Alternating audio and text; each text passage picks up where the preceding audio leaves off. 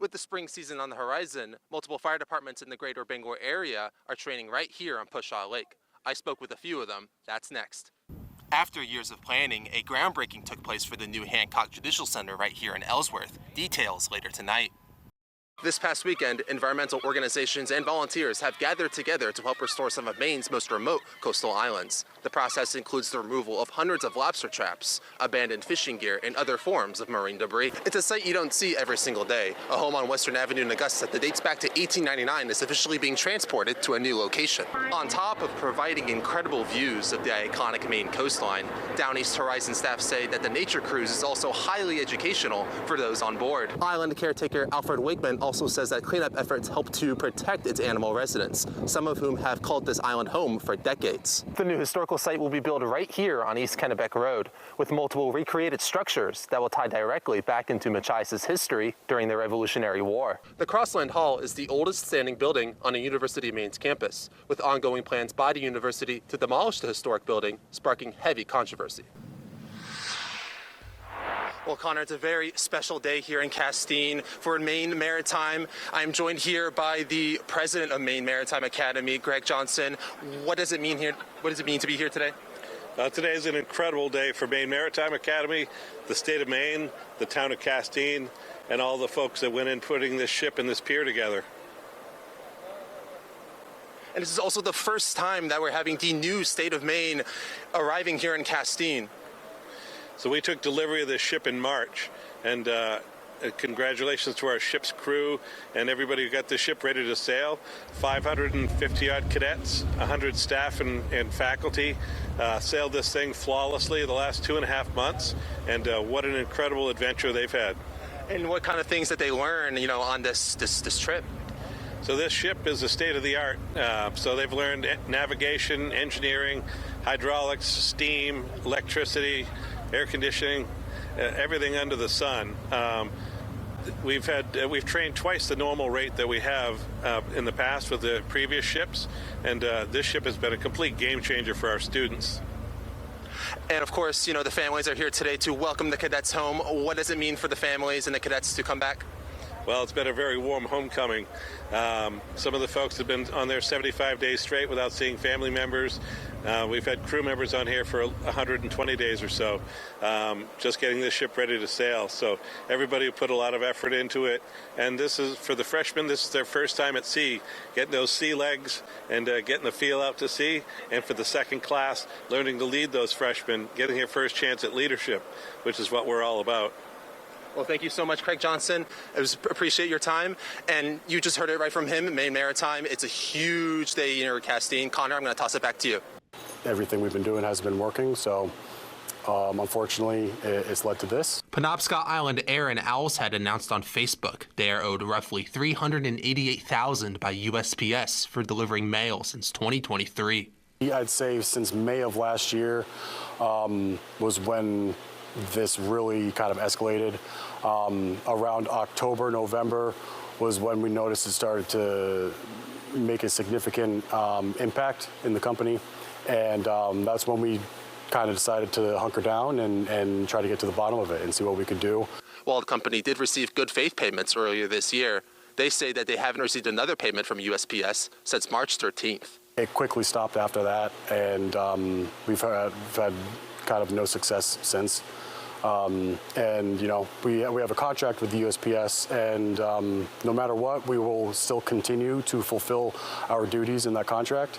This entire year we haven't gotten paid for anything that we've been doing. The company says it notified USPS, island postmasters, and town administrators Monday night it would not be making deliveries Tuesday, which affects the delivery of goods such as medicine, paychecks, and more to island residents, predominantly in the Vinyl Haven, North Haven, and Matinicus communities. We want to continue to do that. It's just we reached our limit with what we can do to try and get this ball rolling with USPS. Penobscot Island Air says it will resume deliveries on Wednesday, with or without receiving payment. They say they will continue to collaborate with town administrators and postmasters, and they hope this halt of deliveries will bring attention to USPS in order to reach a resolution. We're not expecting this full payment at once. That's unrealistic to think about, but we want trust that they will start to, resolve this. Colin Gallagher, WABI News, Owl's Head. Living and growing together. That is the motto of Fireweed Farm Community at 1647 Broadway. The family-owned business is selling homemade goods right in their front yard. The farm shed utilizes an honor box system, but the family also takes Venmo. Primarily what's in there is baked goods. We have cookies, pizza bread. We also have some books that are children's books. They're available. But as the summer goes on, we'll have produce that we'll be able to sell out there as well. Owners Susan and David Armistead, who have both worked in education for more than 30 years, purchased the 26-acre property last October.